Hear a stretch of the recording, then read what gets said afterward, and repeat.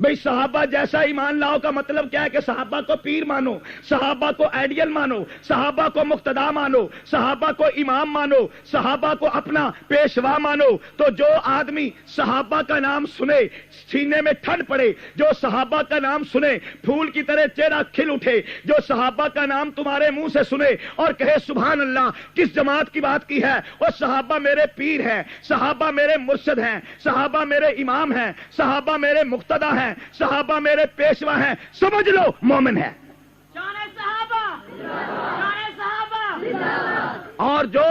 صحابہ کا نام سنے پریشان ہو جائے، صحابہ کا نام سنے اس کے دل اور سینہ گھٹنے لگے، صحابہ کا نام سنے منہ سیاہ پڑ جائے، صحابہ کا نام سنے ماتھے پہ تیوڑی ابھر آئے، صحابہ کا نام سنے پھر اس کی زبان کھلے اور بکواس کرنے لگ جائے، بکواس بھی وہ جو قرآن نے بتلائی کہ وہ صحابہ کا نام سنتے ہیں تو آگے سے کہتے ہیں انومن کما آمن السفہاء، ہم بے وقوفوں جیسا، ہم پاگلوں جیسا، ہم بے عقلوں جیسا ایمان لائیں۔ وہ صحابہ کو بے عقل کہنے لگ گئے، صحابہ کو پاگل کہنے لگ گئے، صحابہ کو بے وقوف دیوانہ کہنے لگ گئے۔ تو جو صحابہ پر تبرہ کرے، جو صحابہ کی توہین کرے، جو صحابہ کی گستاخی کرے، کسی اور دلیل کی ضرورت نہیں، اسی پر پہچان جا یہ مومن نہیں منافق ہے۔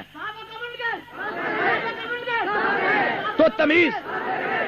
تو فوراً پہچان جا کہ یہ گستاخ صحابہ ہے، یہ مومن نہیں منافق ہے، یہ مومن نہیں۔ اور آگے کہتا ہوں اسی پر نہیں، قرآن پاک کا 26واں پارہ ہے، سورہ فتح کی آخری آیات ہیں۔ اللہ رب العالمین ارشاد فرما رہے ہیں محمد الرسول اللہ والذین معہ،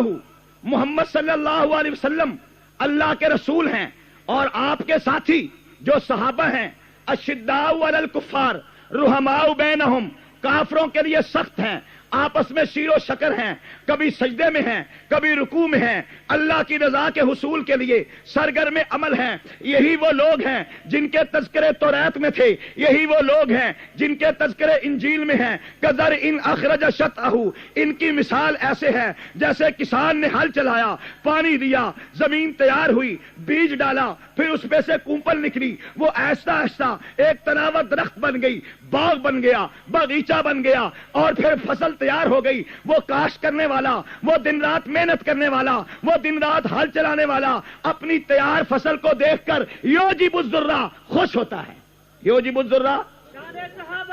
اسی